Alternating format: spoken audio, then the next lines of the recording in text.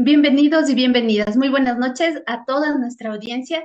Gracias por acompañarnos una vez más en Ñaupa, la revista de análisis político y cultural. Les damos la más cordial bienvenida a esta edición del 17 de abril del 2025. Esta noche conversaremos sobre un tema muy importante para el país. Después de las elecciones, ¿a dónde va Ecuador? Nos encontramos en vivo a través de nuestras plataformas virtuales, X, YouTube y Facebook Live con la retransmisión especial de la X10Z Radio, a quienes siempre les agradecemos su apoyo. Gracias por estar aquí. Comenzamos. Bueno, el pasado 13 de abril concluyó el más reciente proceso electoral en el Ecuador, cuyos resultados oficiales fueron Luisa González con un 44.38% y Daniel Noboa con un 55.62%.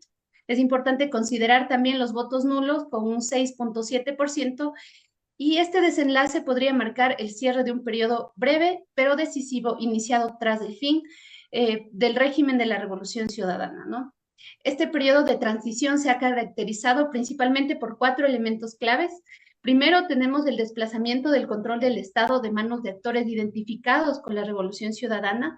Dos, tenemos una reducción del Estado enfocada principalmente en su dimensión social. Los recortes en inversión pública, las políticas sociales, las regulaciones de impuestos progresivos sobre el patrimonio también que hemos visto, mientras que su función represiva no solo se ha mantenido, ¿no? sino que incluso se ha fortalecido. El tercer punto clave es los tres gobiernos posteriores a la Revolución Ciudadana, y especialmente el de Daniel Noboa, ¿no? Han priorizado reformas políticas orientadas a consolidar sus propios poderes, relegando así la atención a una crisis económica que sigue profundizando cada vez más. Y cuatro, el crecimiento acelerado de los grupos delictivos y carteles del narcotráfico, de los cuales somos testigos, que ha derivado en un preocupante aumento de la violencia en el país.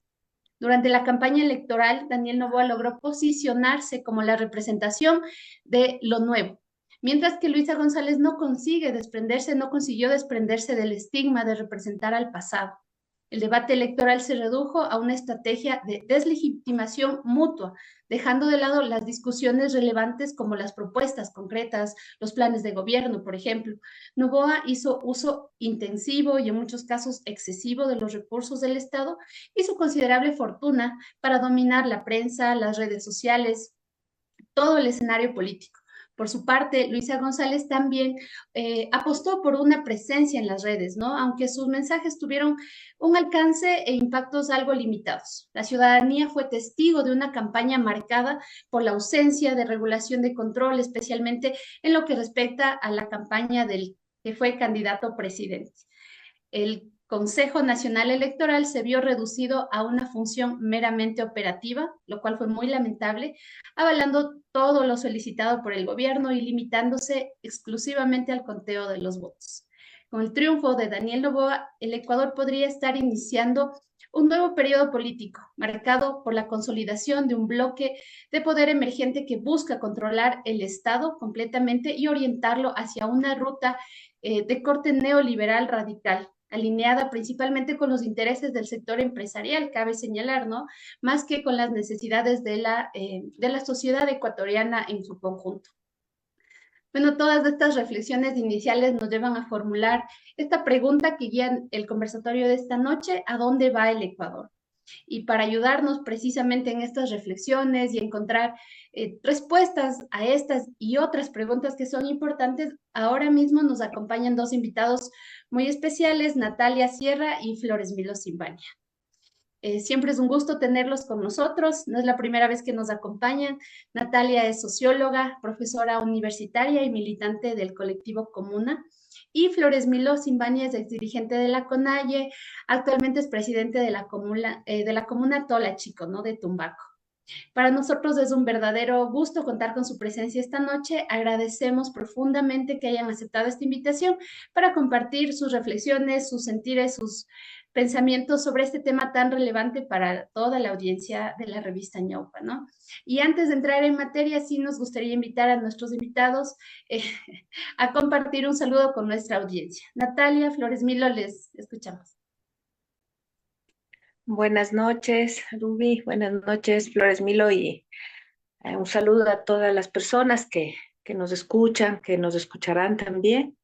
Y bueno, gracias por el espacio, muy necesario encontrarnos para pensar el país y pensarnos dentro de él. Eso, como un saludo.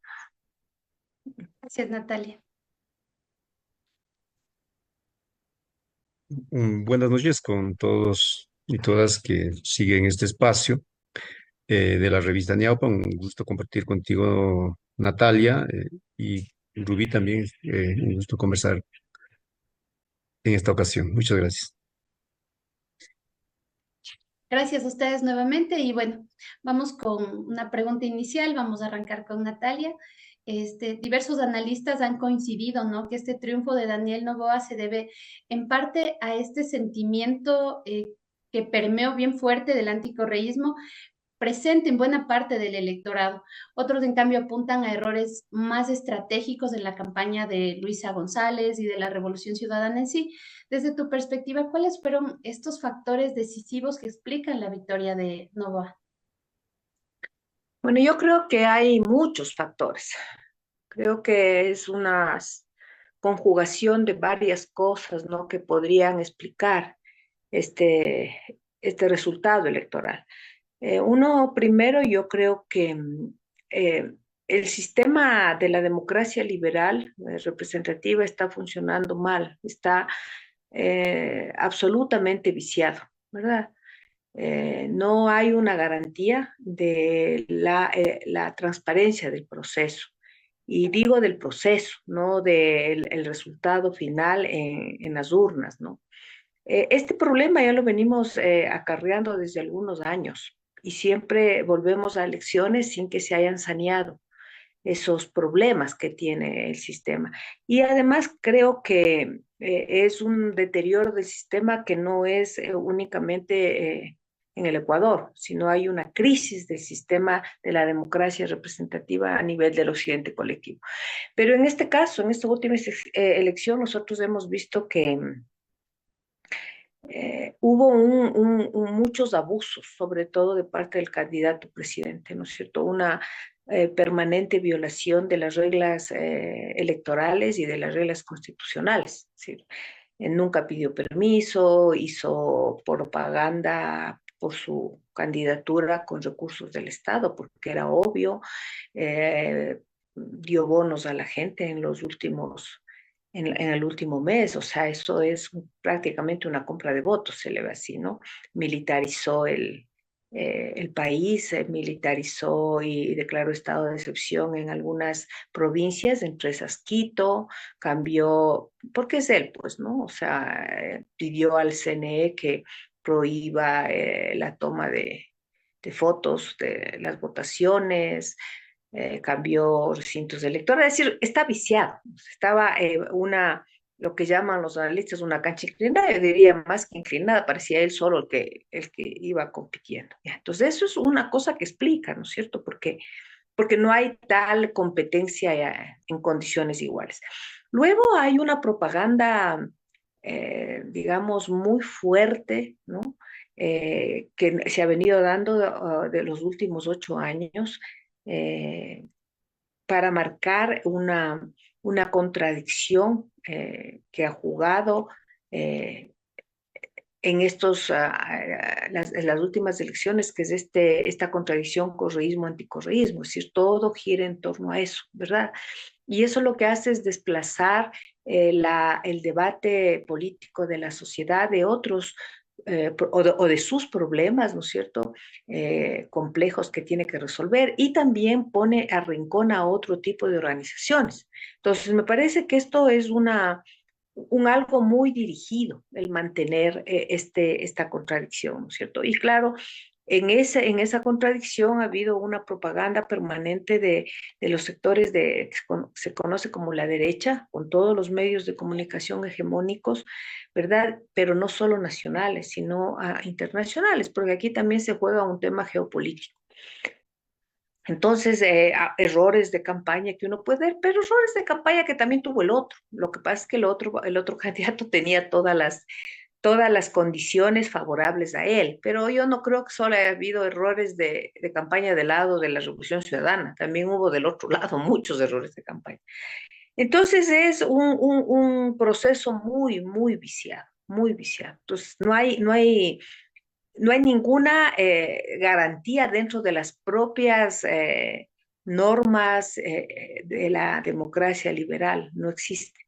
Creo que estaba dicho, creo yo, ¿no? Además, eso sin decir, y no lo voy a decir en este momento, los intereses geopolíticos que jugaron en esta campaña, porque curiosamente nunca había visto yo en otro proceso que haya tantas voces extranjeras opinando sobre las elecciones en el Ecuador, de lado y lado, ¿no? De lado y lado. Entonces, a mí me llama la atención por qué, ¿no es cierto? ¿Por qué hay tanto interés? ¿Por qué hubo tanto interés en las elecciones ecuatorianas? Y es porque creo que aquí se debatía un tema geopolítico en la región y específicamente en el país. Entonces, así lo veo como una primera mirada. Muchas gracias, Natalia, por compartir estas impresiones con nosotros. Flores Milo, una de las lecturas que más se han comentado alrededor de este tema es que la alianza entre la Revolución Ciudadana y Pachacutic, algo que estuvo muy cuestionado, firmada en Tixán, no tuvo realmente un impacto electoral significativo. ¿Compartes esta visión o consideras que existen otras interpretaciones respecto al alcance y al sentido político de este acuerdo en específico? Bueno, la valoración que se puede hacer sobre la alianza o el acuerdo electoral que se firmó en esta segunda vuelta tiene varias lecturas y varias valoraciones, no solo hay una. Eh, Incluso yendo al plano de lo estrictamente electoral, tampoco hay una sola lógica, digamos. Viendo así el voto general por provincias o por regiones, si decimos la Sierra, la Amazonía, que son, digamos, donde están las organizaciones, donde están los pueblos indígenas, ganó Noboa, es una verdad relativa, ¿sí? Porque si bajamos a cantones e incluso a parroquias, vamos a ver que esta verdad, digamos así, del triunfo de Novoa ya no se sostiene en algunos territorios, ¿sí? Por ejemplo, incluso comparado con los votos de la primera vuelta, en donde en la primera vuelta la asambleísta de la Revolución Ciudadana o perdió o sacó menos votación porcentualmente, hoy saca más e incluso gana. Esto podemos ver en Cayambe, podemos ver en Otavalo, podemos ver en Cotacache y en otros cantones y parroquias abajo. Obviamente también hay otras parroquias que sí se puede ver y eso no es un invento, ¿verdad? Vamos a la página web del CNI, vamos a ver que en algunas provincias y cantones y parroquias en donde no solo hay población indígena, me parece que es un error también ver que solo donde hay población indígena o mayormente población indígena, sino donde hay presencia activa, eh, sí, hay un retroceso electoral en comparación a la votación del mismo Pachacuti pero no solo en comparación a la votación de la primera vuelta con relación a la voto de Pachacuti, sino incluso con votación a la misma votación de RC, donde hay un retroceso bastante grande. Entonces, digamos, no se puede responder si valió o no valió en término absoluto. Si no se baja a ver los datos ya más en territorio, por lo tanto vamos a ver cómo está socialmente, cómo se vive o cómo se vivió el proceso electoral, cómo se asumió los discursos de lado y lado, no solo de los dos candidatos, sino de la misma organización Pachacuti o la CONAIE, ¿no? Es decir, en donde tuvo repercusiones, en donde sí tuvo, en donde no tuvo repercusiones, y entonces eso nos puede dar una visión un poco más amplia de lo que pasó electoralmente. Y esa es una valoración, vamos a decir, netamente electoral. En cuanto a una valoración política, me parece que sí, que fue evidente, fue público para todos que la decisión adoptada por Pachacuti no fue una decisión de consenso o unánime, por así decirlo. Hubo muchas pugnas internas, pero esas pugnas no vienen solo no son de ahora, o sea, esas pugnas no estuvieron presentes ahora en este, en este proceso electoral o en la segunda vuelta, sino ya viene un proceso más o menos largo y ahí me parece que para poder entender cabalmente este periodo, estas elecciones y el fenómeno político que estamos viendo, yo creo que en términos generales de país tenemos que verlo desde de lo que podríamos llamar el proceso post-Revolución Ciudadana, haciendo referencia al gobierno de, de, de Rafael Correa del 2007 al 2017. Es decir, eh, ¿qué ha pasado? Ahí concuerdo mucho con lo que tú dices. Me parece que hay un ciclo, o este ciclo que se inició después del gobierno de Correa, se acaba de cerrar. O se empieza a cerrar, mejor dicho, ¿sí? Y se empieza a cerrar peligrosamente con lo que se llama eh, la conformación de un bloque de poder, de un nuevo bloque de poder. ¿Y por qué decimos que hay un nuevo bloque de poder?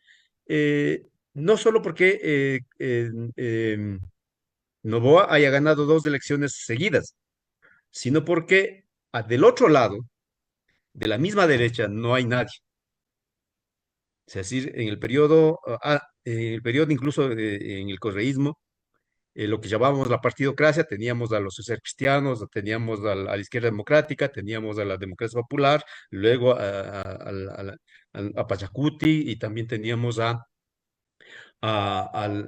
desde el 2007, 2006 a la Revolución Ciudadana. Es decir, habían fuertes bloques de poder, movimientos políticos que tenían espacios de poder, espacios digamos, de contrapeso, si cabe el término, lo que no hay ahora. Ahora, lamentablemente, y eso es lo peligroso, y sería un indicio para calificar de un nuevo bloque de poder, hay un gobierno, ¿sí? Aunque no tenga un partido político propiamente dicho, o como tradicionalmente nos imaginamos, o como hemos visto que son los partidos políticos, pero tiene un sector de poder bastante solo en el poder. Y eso es lo preocupante. Si del otro lado, ¿quién está? La democracia, perdón, la RC, la Revolución Ciudadana, en las condiciones que queda con el proceso electoral, y no solo de ahora, sino que viene arrastrando ya en los últimos procesos, ¿sí? Y como podemos ver también ya hay fuertes pugnas internas que estamos viendo, y obviamente Pachacuti también tiene esas condiciones. Por lo tanto, el escenario o en ese escenario de pugna, de polarización, en que Pachacuti, aunque no haya logrado una votación, un apoyo unánime a la alianza electoral, pero sí tuvo un acuerdo mayoritario, ¿sí? Como los mismos dirigentes indican, de 24 coordinaciones provinciales, 19 votaron a favor. Por lo tanto, eso da cuenta de que si bien es cierto, hay pugnas, pero hay un bloque interno de Pachacuti que sí estaba de acuerdo con este proceso, más allá de valorar si era oportuno o no era oportuno, al menos en la forma como se lo hizo, que es otro debate.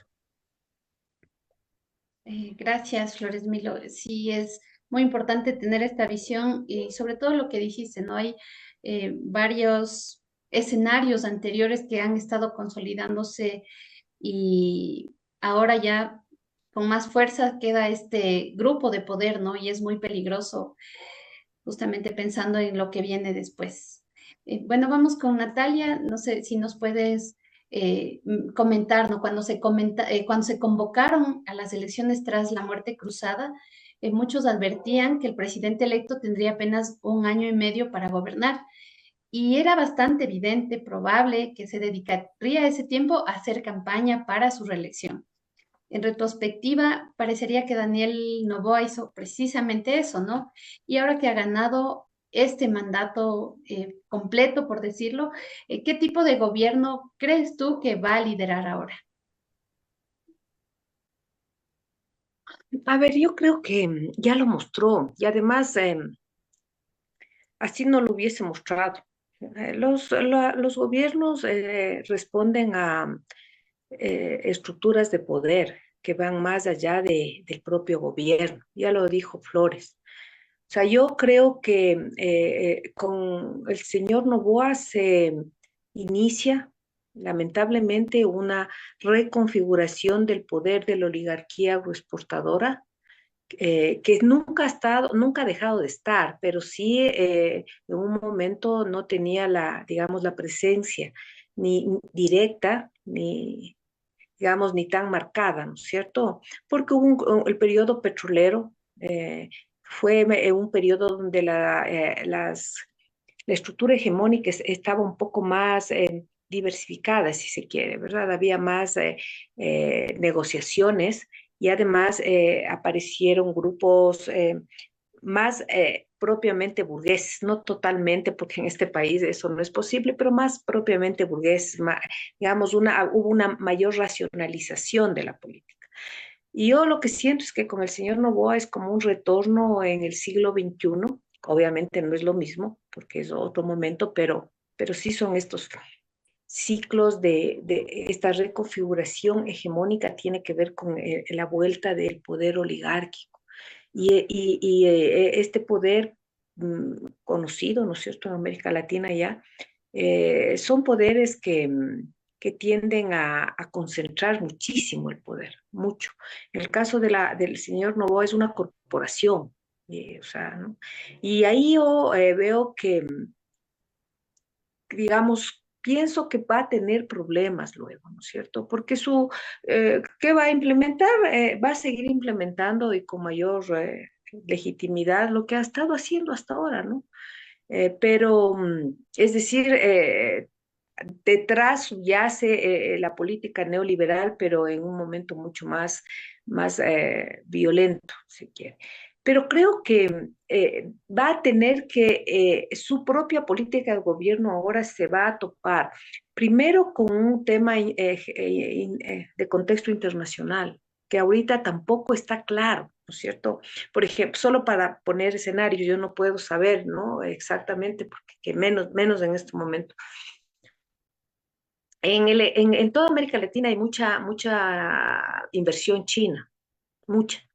Los chinos han avanzado en estos últimos años en negociaciones, en inversiones, en comercio, en infraestructura, y, y ahora tenemos que estar en una disputa económica muy fuerte con el Estado norteamericano, ¿verdad? Que también tiene presencia en este país. Entonces ahí hay una especie va a haber, no sé cómo esto se decante, pero hay contradicciones entre filiaciones y identidades políticas con dimensiones económicas, ¿no?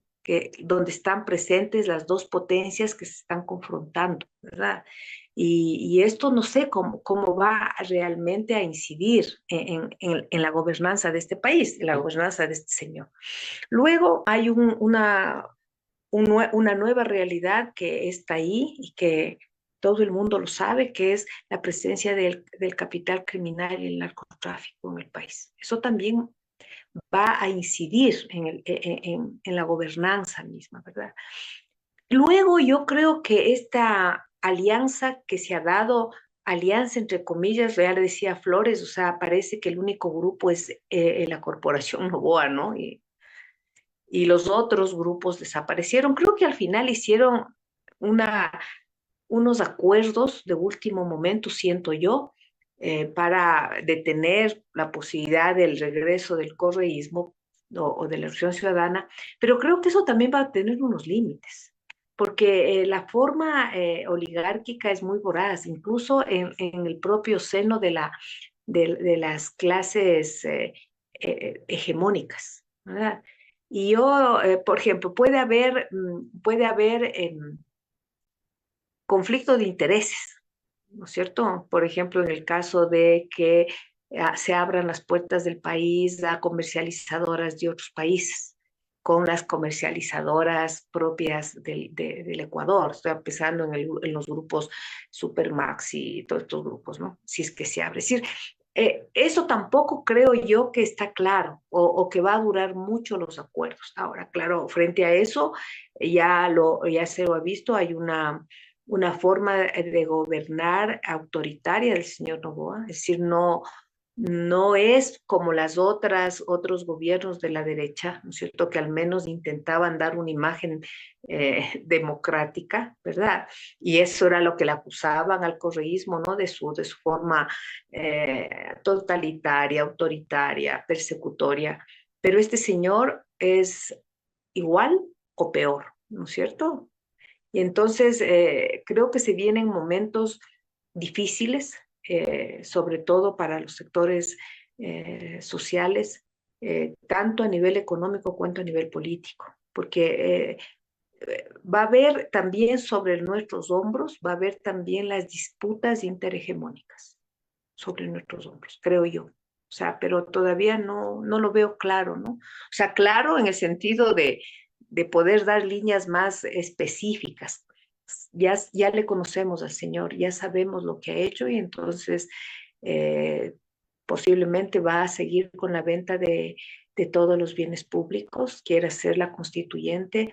No creo que sea para mejorar las condiciones. Creo que ahí hay una necesidad de bajarse todos los candados, ¿no es cierto?, constitucionales que de alguna manera protegían derechos de la población, pero también ciertas políticas más de carácter desarrollista que keynesiano.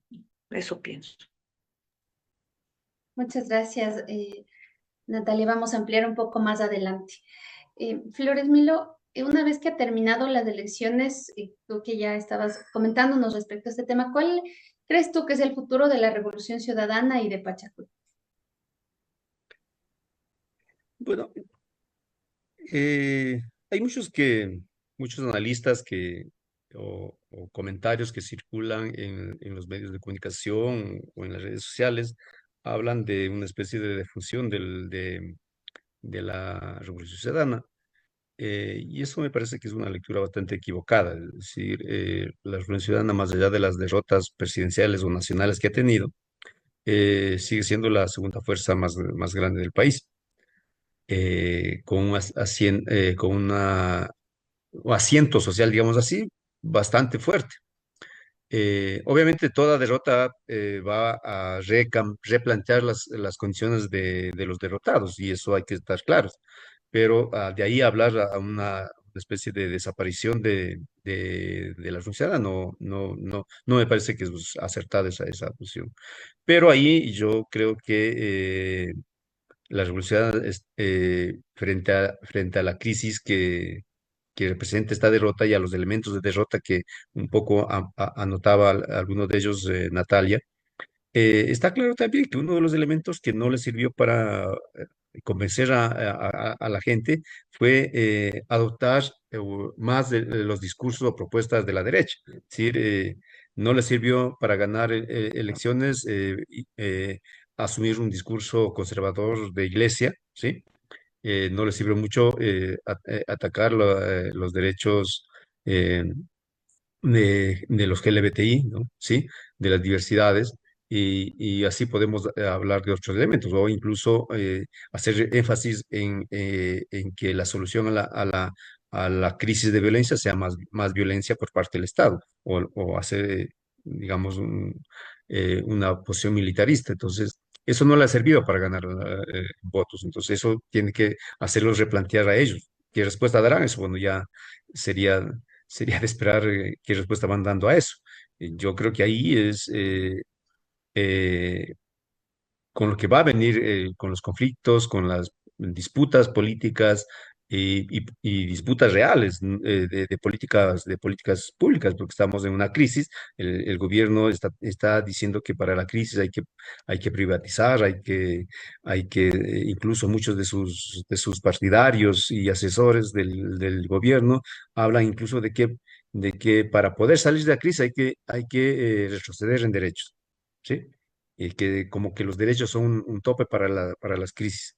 Entonces, y ahí va, la Revolución va a tener que decidir de qué lado está, ¿sí? Si va a seguir en ese ámbito así ambiguo que, como incluso la misma ex candidata, en un video que salió este día, dice que ella se siente orgullosa de haber logrado alianzas con la izquierda y con la derecha. ¿Sí? Entonces ahí la realidad les va a exigir una definición mucho más clara, ¿no?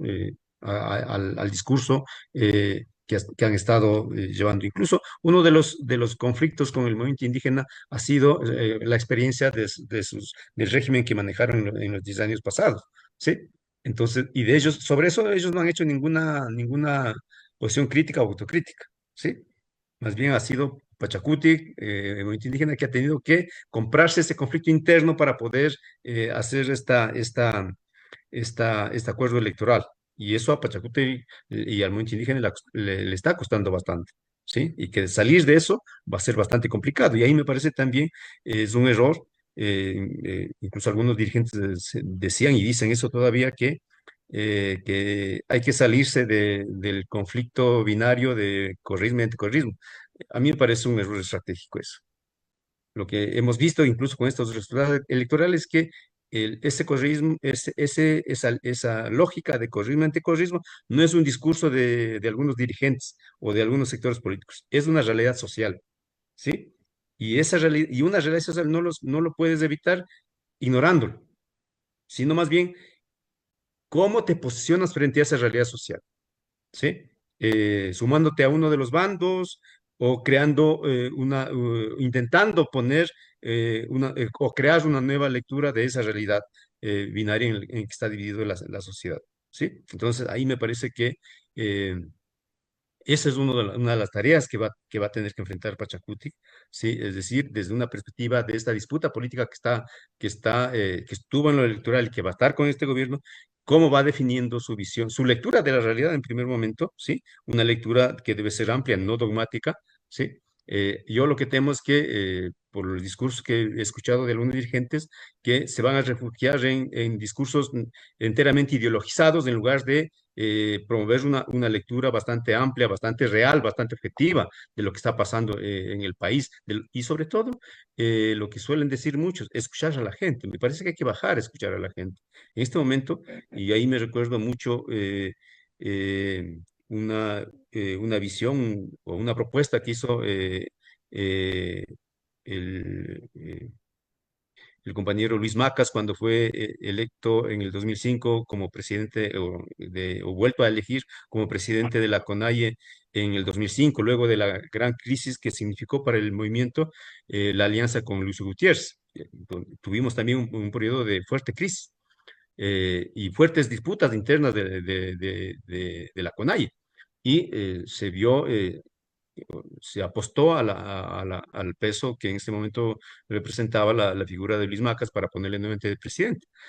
Cuando fue electo, su discurso, o el inicio de su discurso como presidente electo fue este, que yo recuerdo muy vivamente. Dijo: compañeros, la crisis es bastante grande y que necesariamente tenemos que presentar en este momento un retroceso estratégico. ¿Qué implica el retroceso estratégico? Volver a las bases, conversar con la gente para ver qué está pasando, qué quiere la gente.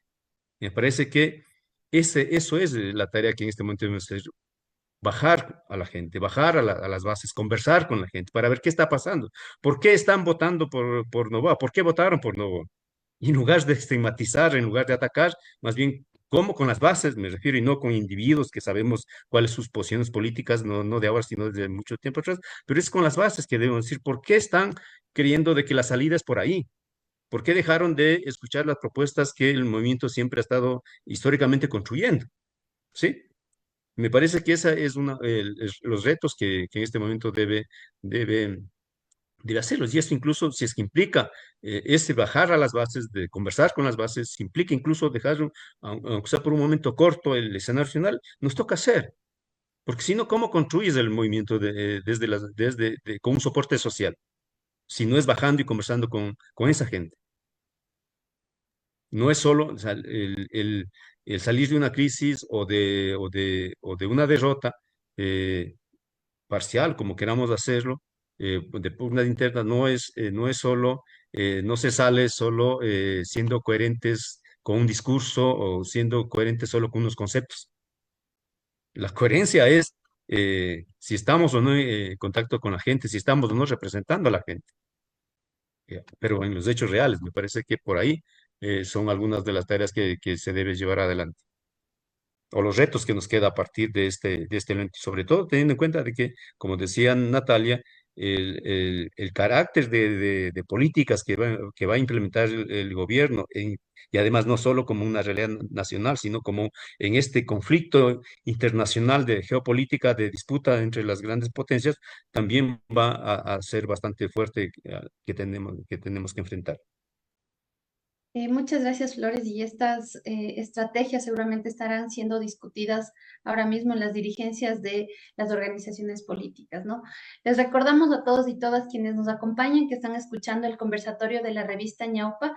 En esta edición estamos analizando los escenarios postelectorales del país. Y este programa llega a ustedes por algunas plataformas, ¿no? Por X, por Facebook Live de la XYZ Radio y posterior al programa estará colgado en YouTube. Les invitamos siempre a visitar nuestras redes sociales. Vamos ahora con Natalia. Hace poco tú mencionabas precisamente el tema de la geopolítica, ¿no? Con este escenario internacional tremendamente conflictivo, en el espacio geopolítico inestable. ¿Cuál puede ser la apuesta en política internacional del nuevo mandato con Noboa? Ahí se pudieron ver algunas expresiones también de apoyo de algunos países y de otros no tanto. Entonces, ¿qué nos puedes comentar al respecto? A ver, lo que se puede ver, eh, digamos, como apenas unos dibujos ahí, pero que ya dicen mucho, es que hay una disputa política ideológica, diría yo, que marca dos posiciones en la región, ¿no es cierto? Por un lado está los llamados gobiernos progresistas que están ejerciendo los gobiernos en Brasil, en el caso de Colombia, de México, de Chile, ahora de Uruguay, perdón, con diferencias con estos otros, ¿no es cierto? También conocidos como progresismo, pero que no son exactamente lo mismo como Venezuela, Nicaragua, Cuba, ¿verdad? Pero todos estos países, de alguna manera, tienen un alineamiento con los BRICS, o sea, con el eje euroasiático, sea más con Rusia, más con China, ¿verdad? Pero están con una cercanía. Me olvidaba de Bolivia también. Y por otro lado están los países que siguen articulados políticamente al eje anglosajón, ¿no es cierto?, con Estados Unidos como centro de eso. Y tomando en cuenta que ahora Estados Unidos está manejado por Donald Trump, ¿verdad? Entonces, eso a nivel político ideológico, está claro, por eso es que el presidente Petro se ha pronunciado por el tema como apoyando un poco el tema de que se clarifique las elecciones, lo mismo la presidenta de México, no se diga, bueno, Maduro y todo, ¿no? Entonces, ahí se ve esto, y por el otro lado, los otros apoyando a, a Noboa. Pero eso es a nivel político ideológico. Ahora, ¿qué pasa a nivel económico? ¿No es cierto? Es lo que yo te decía antes. A nivel económico, la influencia de China está en casi todos los países de América Latina, sobre todo en los países de América del Sur, ¿verdad?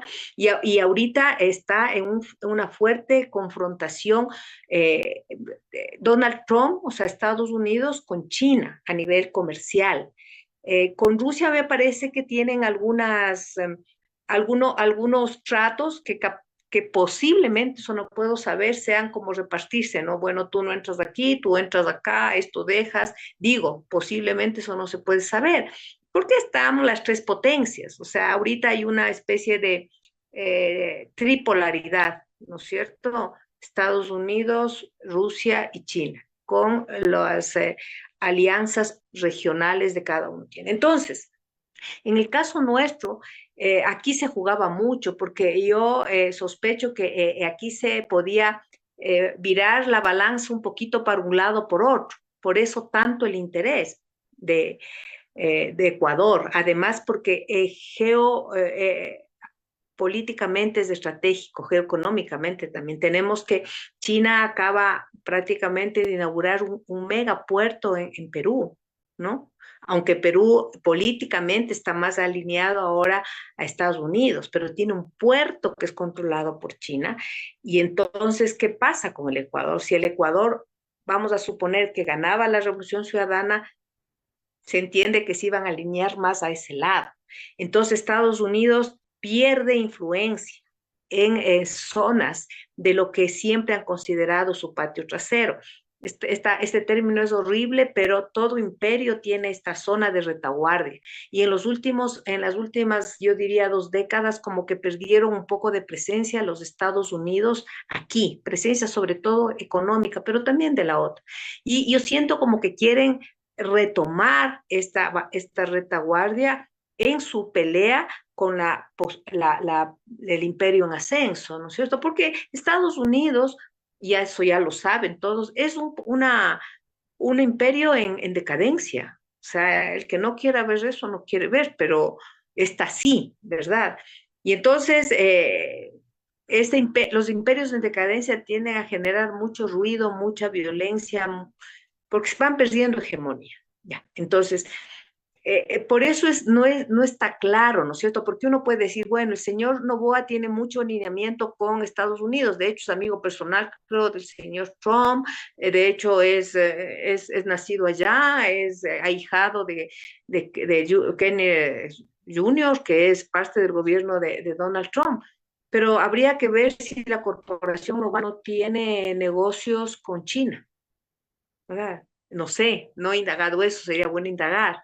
Y que otras estructuras de poder económico tienen negocios con China, ¿verdad? Porque hasta ahora se han manejado más o menos, pero si esta guerra comercial continúa, ¿no es cierto? Va a haber un momento de fracturas entre esta dimensión política ideológica y la dimensión económica. Pues la situación no es clara, ¿no? Pero al final políticamente y ideológicamente, con el triunfo de Noboa, estamos alineados con los Estados Unidos de Donald Trump, ¿no es cierto? Que tiene una alianza ahí con Bukele, porque le volvió cárcel a Salvador, un cárcel de los migrantes. Está alineado con Milei, ¿no es cierto? Eh, que además no es ni siquiera la derecha racional, es la extrema derecha, esta que yo le llamo necrótica, ¿no? Que es propia de momentos de decadencia y crisis civilizatoria. Muchas gracias, Natalia. Muy importante tu reflexión respecto a esto en este boom de la guerra comercial que actualmente estamos eh, siendo testigos. Flores Milo, con el paso a la segunda vuelta de Noboa y Luisa González y el posterior triunfo de Noboa, se habla de una derrota general de la izquierda. ¿Estamos ante una derrota estratégica de la izquierda ecuatoriana? Yo creo, yo creo que la derrota sí es bastante fuerte. Estratégica, no sé, no estaría, no sé si podríamos afirmar que es una derrota estratégica, pero es bastante fuerte. Eh, si tomamos como elemento solo la parte electoral, ¿sí? Vamos a ver que el Partido Socialista y la Unión Popular sacan menos del 1%. eh, Pachacuti logra sacar em, el 5,25%, logra poner 10 o 9 asambleístas. Los dos partidos de izquierda que mencionaba, los socialistas y la Unión Popular, no ponen ninguno, o uno me parece que logra poner la Unión Popular, la Unidad Popular. Entonces, sí estamos hablando de un grave proceso, al menos en términos electorales, pero en términos políticos también. Es decir, eh, el mismo triunfo, los discursos de triunfo de, de Noboa estaban bastante guiados a atacar no solo al correísmo, sino a toda esta idea de izquierda, ¿sí? O sea, primero inflando una realidad socialista, o sea, como que el socialismo estuviese gobernando países y qué sé yo, algo que no existe, inventándose una internacional socialista o qué sé yo por el estilo. Es un discurso que hacen todas estas nuevas derechas, lo hace Milei, lo hace Vox en España, el mismo Trump lo hace, aunque con este discurso a través, bueno, se me acaba de olvidar en este momento el discurso con que ahora se intenta ver todo lo social eh, como amenaza al capitalismo o al libre mercado o a la libertad en sí mismo. Entonces, era el socialismo como sinónimo de dictadura, socialismo como sinónimo de corrupción, sinónimo como sinónimo de desastre, de retroceso, ¿sí? Y eso fue, digamos, un poco la gente escuchó esos discursos y votó por alguien que promovía, que promueve y sostiene ese discurso. Por lo tanto, en ese sentido también, más allá de los resultados electorales, de los partidos de izquierda o que se identifican con la izquierda, que la gente haya escuchado estos es lo que realmente debe preocupar a la izquierda. Y eso lleva a tener una posición, digamos, autocrítica bastante fuerte, pero una autocrítica objetiva. O sea, no se trata de aquí desde esta mentalidad cristiana, digamos así, de decir que todo se soluciona buscando al pecador y eliminando al pecador, ¿sí? Sino más bien qué está pasando, por qué la gente está escuchando esos discursos, por qué la gente no está votando, no está escuchando eh, los discursos desde una posición distinta al capitalismo, a los sectores de derecha. Es decir, algo está cambiando, algo cambió en la sociedad que necesariamente obliga a las versiones que buscamos, alternativas, que buscamos posiciones distintas al capitalismo, ¿sí? Cómo nosotros construimos esa posibilidad de un acercamiento a la sociedad. Eso es una de las grandes tareas que debe preocupar a las izquierdas, a todas las izquierdas, para recuperar el terreno perdido. Eh, Sostener lo que se ha sostenido también, obviamente, no es que estamos en cero, no es que la derrota significa el cero en este momento. Y también yo creo que, eh, si bien es cierto, el gobierno va a seguir aumentando un montón de políticas que va a afectar a los derechos, va a afectar las condiciones sociales, y ahí nosotros debemos tener un acercamiento bastante, desde las donaciones, desde las donaciones políticas, de las donaciones sociales, cómo contactar, cómo conectar con la gente y saber interpretar lo que la gente está pidiendo, lo que la gente está buscando, cómo las izquierdas recuperan esa base social que se ha ido perdiendo en estos últimos momentos. Obviamente ahí hay cosas muy puntuales que habría que hacer. Eh, los debates internos, las pugnas estas que se deben ir dirimiendo, o lo que yo nunca he estado de acuerdo y nunca estaré de acuerdo es esto de que una crisis se soluciona con expulsiones, con ese tipo de cosas. Dadas las experiencias horribles que ha tenido la izquierda cuando se prioriza eh, los castigos de las expulsiones, han terminado son procesos bastante liquidadores, más que fortalecimiento de los procesos. Yo creo que, sin dejar de lado ese tipo de cosas, pero sobre todo la tarea fundamental es cómo contactar con la sociedad, cómo interpretar lo que la sociedad en este momento está buscando como salida a la crisis que estamos viviendo, entre otras cosas.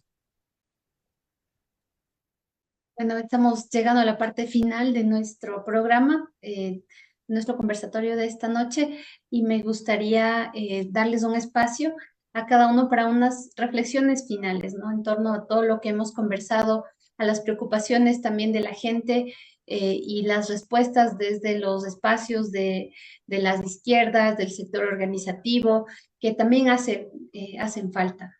Vamos contigo, Natalia. A ver, yo creo que comparto mucho lo que dice Flores cuando eh, plantea que es necesario ir a las bases, pero también eso de escuchar y tratar de entender qué está pasando en las estructuras, eh, digamos, sociales, ¿no? ¿Qué transformaciones se han dado? ¿Qué se está operando? ¿Qué cambios se han dado? Creo que Eso es una tarea que no la hemos hecho desde hace algún tiempo. Yo me preguntaba también después de estas elecciones, ¿qué pasó? ¿Verdad? Porque si cogemos los últimos resultados, uno podría decir hay un 60% de ecuatorianos entre esos grandes sectores populares, ¿no es cierto? Y algunos sectores casi marginalizados por estos últimos años de neoliberalismo. ¿Por qué votan por quien es claramente un contradictor de sus intereses, ¿no es cierto? Porque es obvio, no nos vamos aquí a ser eufemistas y hacer lo que mucha gente hace, quizás por diplomacia, ¿no? De que ojalá le vaya bien al presidente Noboa porque nos va a ir bien a todos. El problema es que él responde a un proyecto, que es el proyecto de su clase. Entonces, no podemos pensar, ¿no es cierto?, que va a gobernar para la totalidad de los ecuatorianos, porque los intereses de la mayoría de ecuatorianos y ecuatorianas se contraponen a sus intereses. Así es. Pero, ¿qué pasó con esa gente? Yo ya tengo algunas hipótesis, ¿no es cierto?, que voy a tratar de estudiarlas, de reflexionar, porque hubo un video de una señora que festejaba, ¿no? Que circuló por las redes, de una señora de un barrio humilde de algún lugar en la costa inundado, ¿no es cierto? Donde ella festejaba con el cartón. Entonces, una imagen muy fuerte que circuló, pero me quedé pensando en eso. Yo siento que hay un proceso de destrucción de la conciencia social, pero muy fuerte. Y eso viene desde hace mucho tiempo y en eso contribuyó mucho también la Revolución Ciudadana cuando fue gobierno. Pero creo que sobre todo es el problema de las políticas neoliberales que destruyen a la economía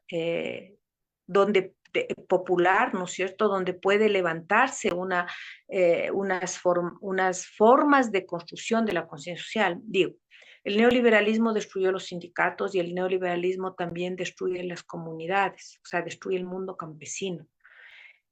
Y bueno, eso no tenemos tiempo para hablar, pero yo creo que ese proceso ahora lo veo como siento que hay una lumpenización de los sectores populares, pero no solo de los sectores populares, sino también de clases medias, incluso, sí, un poco hasta llegando a medias altas, una lumpenización cultural, es decir, una pérdida de valores que desorientan a las personas. Eso trabaja ahora mucho un sociólogo brasileño que tiene un libro que se llama El pobre de derecha, que está ahora circulando por ahí.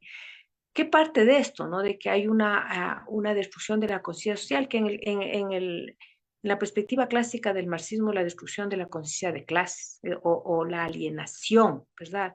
Entonces es como una población que no es capaz de reconocer sus intereses, como que perdió esa capacidad. Y eso tiene que ver con destrucción de organizaciones sociales.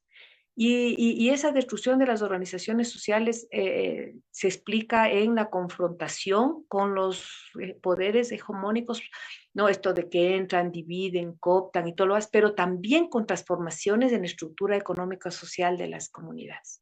Yo creo que hay que dedicarse a pensar eso bien y a escuchar a la gente, a ver qué es lo que está pasando. ¿Sí? Porque ahí yo veo la derrota de la izquierda. O sea, siento que la izquierda está alejada de la gran base social empobrecida y en muchos sectores enmiserada. O sea, ya no es ni siquiera pobre, es miserable, ¿no? O sea, no porque sea miserable, sino porque ha sido enmiserada. Y hay una desconexión fuerte con la izquierda orgánica, si se quiere, ¿no? Y cuando hablo de izquierda, obviamente no le pongo ahí a la Revolución Ciudadana, ellos tendrán que hacer, como dice Flores, su propia lectura, pero estoy hablando de la izquierda. O sea, creo que no entendemos bien lo que está sucediendo y es hora de sentarnos a entender para ver cómo vamos saliendo de esto, ¿no?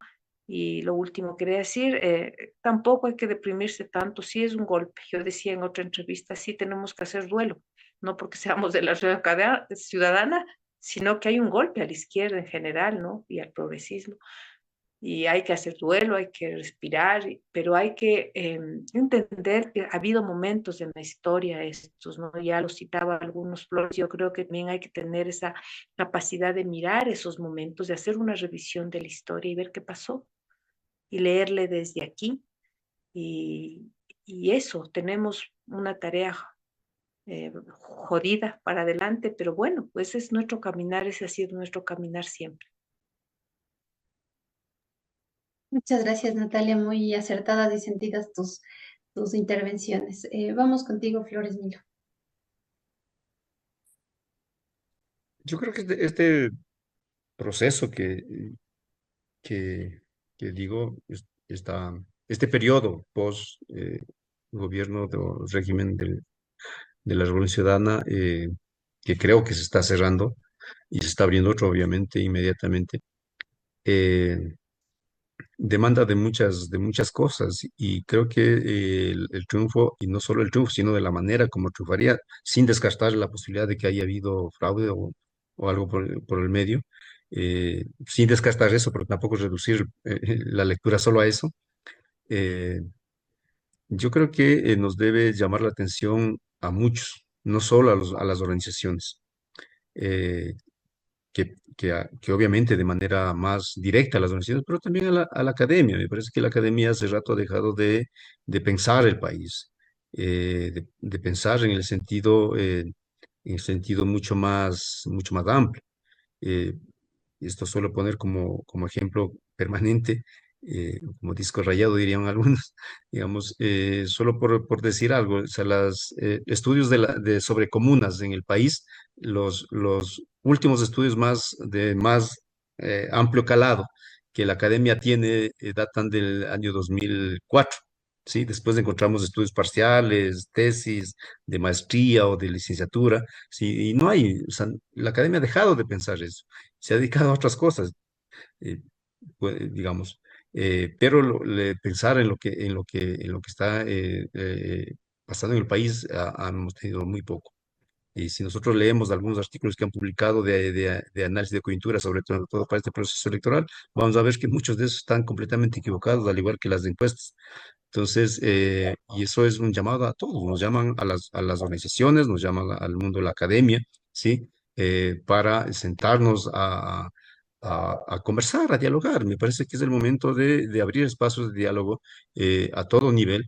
eh, Entre las organizaciones, no solo de lo indígena, de los sindicatos de los que hay todavía, me parece que ellos también haciendo una lucha bastante fuerte del sector, de las organizaciones de las mujeres, de los estudiantes.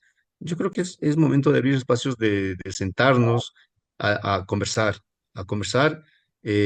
como compañeros, como compañeras, no como rivales o competidores. Me parece que esa es una de las primeras tareas que debemos enfrentar e implementar inmediatamente en lo que se viene, en lo que se va a venir. Creo que todos estamos claros de lo que se nos viene con el gobierno de Noboa. Entonces, esa es una tarea que nos queda en este momento como urgente, ¿no? Eso. Muchísimas gracias, Flores Milo. Les agradecemos sinceramente a ti, a Natalia. Sus aportes siempre enriquecen este espacio y nos permiten profundizar en estos debates que son necesarios, ¿no? Son indispensables precisamente ahora en con estas crisis que están surgiendo a nivel social, a nivel global. Entonces, sí es necesario hablar estos, debatir estos escenarios que se abren ahora mismo en el país tras el triunfo de Daniel Noboa, ¿no? Y bueno, nuestro agradecimiento también a toda la audiencia del conversatorio de la revista Ñaupa. Les invitamos a seguir participando activamente en este espacio de reflexión y de diálogo que llega a ustedes a través de las plataformas virtuales X y también Facebook. Después de esto podrán encontrar mucha información en nuestra página web también y les agradecemos a la XYZ Radio por la retransmisión de este programa. Esperamos contar con su presencia en nuestra próxima edición. Que tengan buenas noches. Buenas noches.